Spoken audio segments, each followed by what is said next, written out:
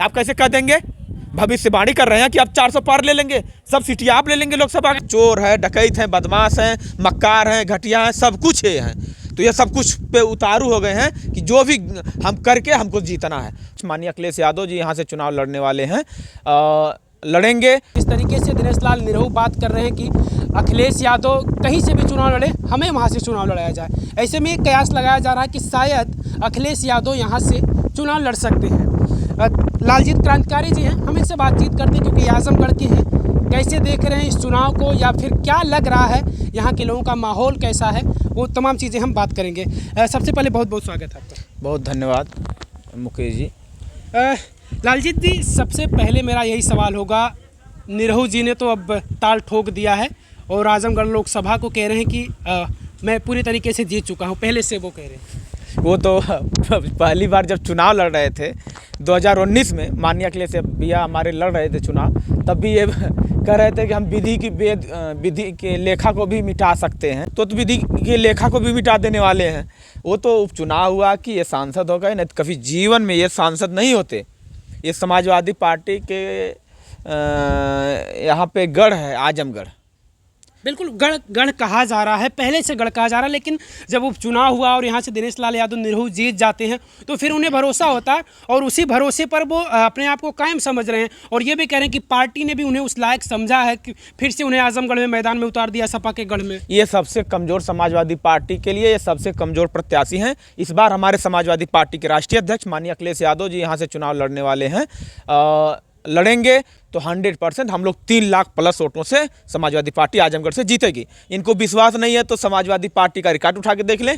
10 की 10 विधानसभा समाजवादी पार्टी ने 2022 में जीत लिया और 20-20 हज़ार 25-25 हज़ार वोटों से एक विधानसभा में हर प्रत्याशी से, भारतीय जनता पार्टी के हर प्रत्याशी से 20 हज़ार 25 हज़ार 30 हज़ार 35 हज़ार वोटों से समाजवादी पार्टी जीती है। जोड़ लीजिए, आप उसी में कैलकुलेटर कर लीजिए, देखिए जीतती है कि नहीं जीतती है समाजवादी पार्टी। तो इन लोगों की हवाई है। ये सब झूठे लोग हैं, भारतीय जनता पार्टी के लोग, और भारतीय जनता पार्टी में बैठे लोग जितने भी हैं सब एकदम झूठा नंबर 1 है।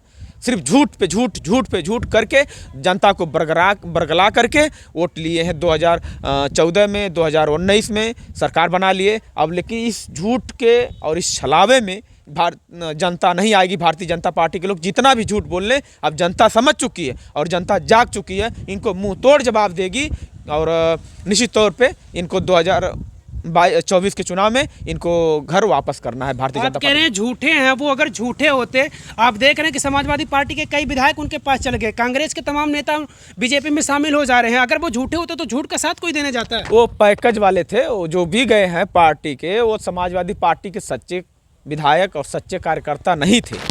वो कहीं ना कहीं हमारे पार्टी को अंदर धोखा भी दे रहे थे और इधर की बात उधर ले जाके करते थे। और आरएसएस से वो सब जुड़े हुए हमें लगता है कि वो थे, वो अपने पार्टी के वफादार कार्यकर्ता नहीं थे।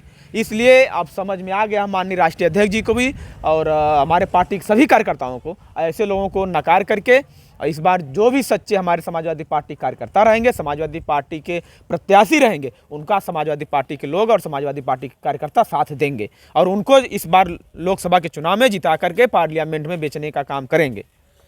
आपके साथ अगर कोई रहता है तब तक तो वो गलत नहीं होता। जब आपसे वो दूर होता है, अगर उसे लगता है कि मुझे यहाँ घुटन हो रही है, मैं आज़ादी से काम नहीं कर पा रहा हूँ, यहाँ समाजवादी पार्टी पर वो आरोप लगाकर दूसरी जगह जाते हैं, तब वो गलत हो जाते हैं। आपके साथ रहते हैं तब तक तो कोई नहीं कहता कि ये गलत है। नहीं, ऐसा कुछ नहीं है। वो घुटन उनको क्या होगी बताइए? समाजवादी पार्टी के राष्ट्रीय अध्यक्ष जो लोग गए हैं उनको इतना सम्मान देते थे, बगल में बैठाते थे। आप बताइए, ओम प्रकाश राजभर को बैठाए थे कि नहीं बगल में बैठाते? आप बता दीजिए, सच अपनी जुबान से बोल दीजिए। और स्वामी प्रसाद मौर्य को अपने बगल में बैठाए थे कि नहीं बैठाए थे माननीय अखिलेश यादव जी? जयंत चौधरी को 7 विधायक 8 विधायक उसके पास था, उनको राज्यसभा सांसद बनाने का काम किए माननीय अखिलेश यादव जी। आप भी भली बात जानते हैं, जो भी इनके साथ रहा है माननीय राष्ट्रीय अध्यक्ष अखिलेश यादव जी के साथ, उसको अपने बराबर सम्मान देते हैं, मान देते हैं। हम एक कार्यकर्ता, छोटा कार्यकर्ता, हम कुछ नहीं है, सिर्फ कार्यकर्ता है, बूथ पे काम करते हैं समाजवादी पार्टी के लिए। कोई भी प्रत्याशी हो जाता है तो उसको जितवाने का काम करते हैं। हमको भी उतना ही सम्मान मिलता है जितना हर विधायक को, हर नेता को, जितना भी, चाहे कोई भी एमएलसी हो, चाहे राष्ट्रीय महासचिव हो, चाहे जो भी हमारे पार्टी में पदाधिकारी हो उतना एक कार्यकर्ता का भी सम्मान होता है जितना एक बड़े नेता का सम्मान होता है। तो राष्ट्रीय अध्यक्ष जी का द्वारा चरित्र और चेहरा नहीं है।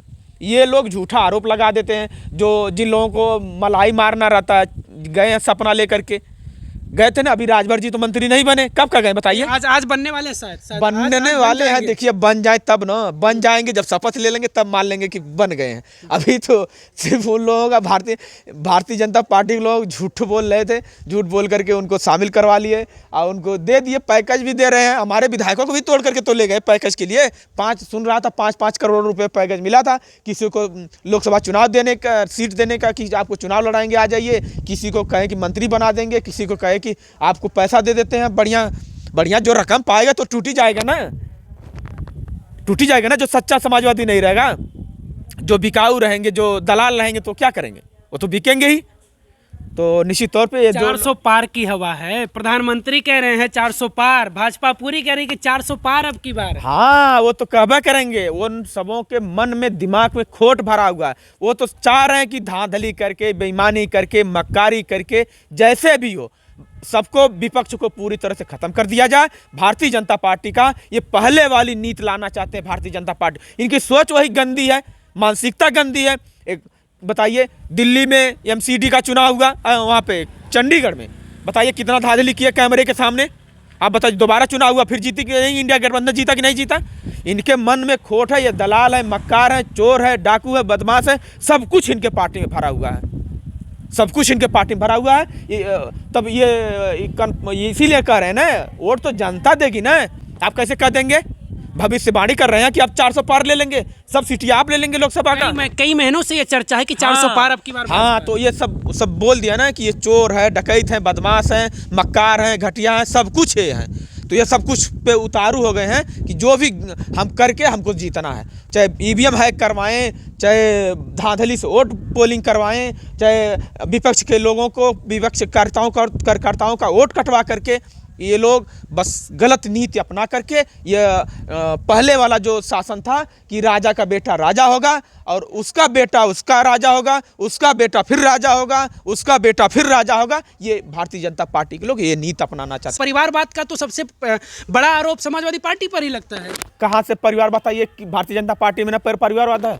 जिसके पास परिवार रहेगा उसका परिवार कहाँ जाएगा? बताइए। नेता है तो नेता का बेटा नेता बनता है, आईएएस अधिकारी है तो आईएएस का लड़का तैयारी करके आईएएस बनने की अपनी तमन्ना रखता है। ये कार्यकर्ता सिर्फ झंडा ढोने के काम करेंगे, कार्यकर्ता झंडा ढोने का काम कार्यकर्ता। बताइए, राम जतन राजभर को माननीय अखिलेश यादव जी एमएलसी बना दिए। मऊ के रहने वाले हैं, आप पता कर लीजिएगा उनका क्या कैडर रहा है। सिर्फ पार्टी के लिए मेहनत करते थे। राम दुलार राजभर यहीं पे, मैं उनको अपने आंख से देखा हूँ। अभी मेरी 27-28 साल उम्र हुई है, मैं उनको अपने आंख से देखा था कि इसी रोड पे पैदल चलते थे। उनको जो है कि मंत्री बनाए थे माननीय अखिलेश यादव जी। राम आश्रय विश्वकर्मा जी हैं, आप उनका उठा करके देख लीजिए, उनको शिक्षा मंत्री बनाया गया था।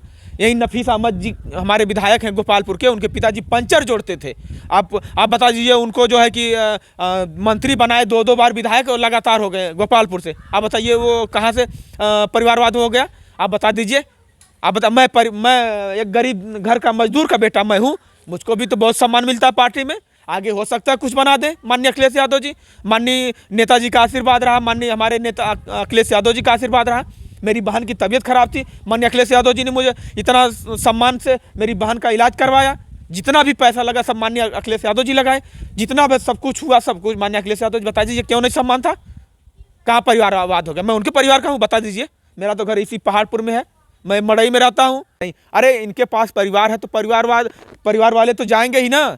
मोदी जी, राजनाथ सिंह के लड़के क्या कहाँ हैं बताइए?